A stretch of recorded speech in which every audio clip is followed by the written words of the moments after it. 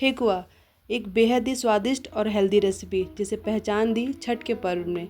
इसी में ख़ास तौर पे ये बनाया जाता है। बिहार की बड़ी फेमस डिश है। तो चलिए इसे बनाते हैं। तो सबसे पहले मैंने यहाँ ली है चाशनी। चाशनी के लिए मैंने 1 कटोरी चीनी में या 1.5 कटोरी चीनी में लगभग 1 कप पानी को मिक्स करके एक साथ रख दिया। अब मैं यहाँ ले रही हूँ 3 कटोरी आटा। ये गेहूँ का आटा है। ठेकुओं में सिर्फ गेहूं का आटा ही यूज़ किया जाता है। और यहाँ पर मैं ऐड कर रही हूँ सौंफ। ठेकुए में बस 2-3 चीज़ें ही डालने से ठेकुआ जो ऑथेंटिक फ्लेवर आ जाता है। तो यहाँ पर मैंने सौंफ को भी ऐड कर लिया है। अब मैं इसमें ऐड करूँगी देसी घी। देसी घी को मैं मोइन के लिए ऐड करूँगी, जिससे हमारे ठेकुए खस्ते बनेंगे और खाने में बेहद ही स्वादिष्ट लगेंगे। तो यहाँ पर मैंने ऐड कर देसी घी। अगर आपको नहीं पसंद आप रिफाइंड भी ऐड कर सकते हैं, लेकिन देसी घी ऐड करने से स्वाद अलग ही आता है। तो थोड़ा सा मिक्स देने के बाद यहाँ पर मैं ऐड करूँगी चाशनी, जो कि मैंने पहले से प्रिपेयर करके रखी है। चाशनी के लिए जैसे मैंने बताया, मैंने 1.5 कटोरी चीनी ली थी, जिस नाप से मैंने आटा लिया है, और उसमें 1 कटोरी करीब पानी डाला है और पहले से मिक्स करके रख दिया है। थोड़ा सा आप चाहें तो ल्यूकवार्म पानी में भी घोल के इसे रख सकते हैं। अब सारी चीज़ों को हम अच्छी तरह से मिक्स करने के बाद एक मुलायम सा यहाँ पर आटा गूँथ लेंगे। आपको ध्यान ये देना है कि आटा बहुत सख्त नहीं होना चाहिए, ना ही बहुत मुलायम। एक अच्छा सा मिक्स देने से अच्छा सा आटा गूँथ कर तैयार हो जाता है, जिससे कि हमारे ठेकुए का स्वाद बहुत कई गुना बढ़ जाता है। तो देखिए यहाँ पर मैंने आटा तैयार कर लिया है और आप देख सकते हैं कि आटा बहुत मुलायम तो नहीं है, ना ही बहुत सख्त। तो इस तरह से आप भी प्रिपेयर करके आटे को हल्का सा उसमें घी की ग्रीजिंग कर दीजिए। यहाँ पर मैंने सारे प्रोसेस में देसी घी का ही यूज़ किया है, क्योंकि मुझे बिल्कुल इसका ऑथेंटिक फ्लेवर ही चाहिए। तो थोड़ी देर के लिए इसे रेस्ट करने को रख दूँगी, ज़्यादा नहीं, 10 से 15 मिनट। और ध्यान रखें इसको बहुत ज़्यादा नहीं मारना था। फिर उसके बाद मैं यहाँ पर इसकी छोटी छोटी गोलियाँ बना लूँगी। मुझे ठेकुआ खाने का सच में बहुत मन था, लेकिन मैंने सोचा कि क्यों ना मैं ही बनाकर ट्राई करूं और खुद ही खाऊं, क्योंकि मुझे कहीं से भी ठेकुए के रूप में या छठ का प्रसाद मिलने की कोई पॉसिबिलिटी नज़र नहीं आई। तो मैंने सोचा कि मैं खुद ट्राई करती हूं। तो यहाँ पर मैंने ये छोटे से जो औजार है किचन का, उससे मैंने बनाया, क्योंकि मेरे पास कोई सांचा नहीं है। वैसे ऑथेंटिक फ्लेवर के लिए जो लोग रेगुलर बनाते हैं उनके पास ठेकुआ बनाने का एक सांचा होता है, बट कोई बात नहीं। इसकी खास प्रायोरिटी होती है कि जो इस पर डिज़ाइन इस पर निकल कर आता है वही ठेकुए की पहचान होती है। ये देखिए, तो मैंने यहाँ पर फोक का यूज़ करते हुए कुछ मिलता जुलता सा डिज़ाइन बना लिया है, क्योंकि मुझे हर चीज़ उसके रियल फॉर्म में ही बेहद पसंद है। तो इस तरह से मैं सारे, देखिए ये मैंने तैयार करके रख लिए हैं। पहले से तैयार करके रखने में जब फ्राई हम करेंगे तो बड़ी हमें आसानी होती है। अब मैंने गैस के बर्नर को लिट कर लिया। यहाँ पर मैं चढ़ाऊँगी कढ़ाई।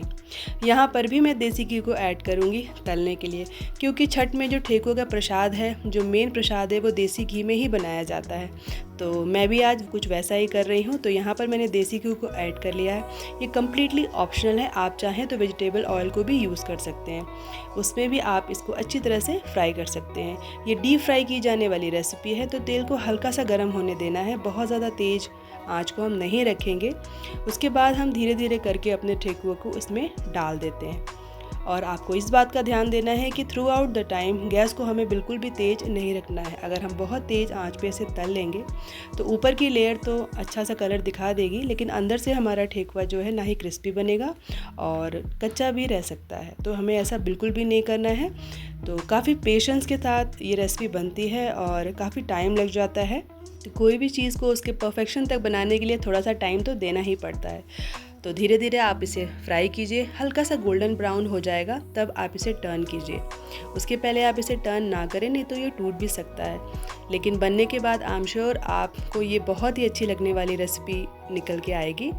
ठेकुआ का ही एक मॉडिफाइड वर्जन है जो वेस्टर्न कल्चर में कुकीज़ के नाम से फेमस है, लेकिन हमारी ये देसी वर्जन की कुकीज़ है, तो इसे भी आप बच्चों को खाने को दे सकते हैं।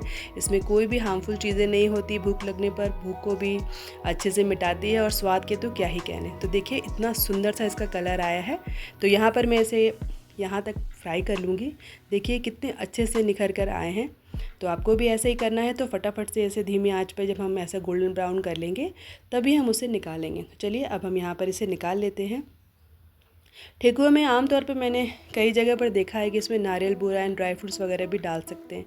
ये ऑप्शनल है, आप डाल सकते हो, लेकिन जो इसकी बेसिक रेसिपी होती है वो सिर्फ 3 चीज़ों से मिलकर ही बनती है। तो यहाँ पर हमारे ठेकुए बनकर के तैयार हो गए हैं।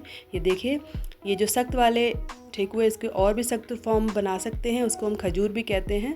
तो आपको ये देखने में कैसे लग रहे हैं? मुझे तो बिल्कुल भी रुका नहीं जा रहा, बहुत ही स्वाद लग रहे हैं। तो देखिए यहाँ पर मैं आपको पास से दिखाती हूँ, बहुत ही सुंदर इसकी खुशबू की तो मतलब क्या ही कहने। वीडियो में तो मैं आपको वो एहसास नहीं करा सकती, लेकिन आप ये रेसिपी मेरे कहने से ज़रूर ट्राई कीजिए। बहुत ही ईजी है जैसे कि आपने देखा।